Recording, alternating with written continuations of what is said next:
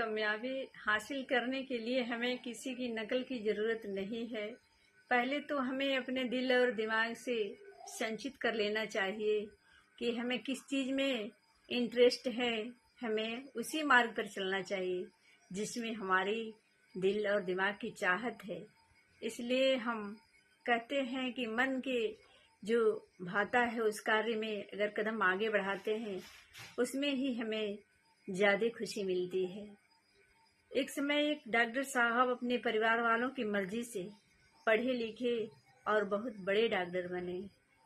जब वह डॉक्टर के कार्यरत में 60 साल पूरे हुए और फिर वो जब अपने घर आने के लिए तैयार हुए तो उनके आने की खुशी में उनके गांव नगरवासी घर परिवार के रिश्तेदार भी शामिल थे और बहुत धूमधाम से जश्न की तैयारी में नृत्य हो रही थी।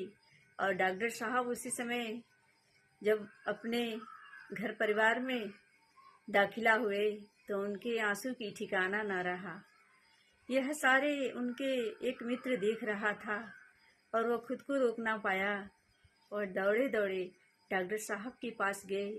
बोले, कहो मित्र, आपने तो इस विश्व में सबसे बड़ा डॉक्टर थे और जब भी आपने किसी को ऑपरेशन किए सब में कामयाबियाँ मिली, फिर भी ये आंसू किस बात से आ रही है? डॉक्टर साहब जी कह रहे हैं, नहीं मित्र जी, ऐसा कोई बात नहीं, हम खुश हैं, आंसू ऐसे ही आ रही है। फिर भी वो मित्र माने नहीं, पूछते रहे और वो डॉक्टर साहब कह रहे हैं कि देखिए मित्र, ये जो हम कामयाबी हासिल किए हैं ये तो हमारे परिवार वालों की मर्जी थी, लेकिन हमारी दिल की अर्जी तो हमसे नृत्य और गाने की मांग कर रही थी।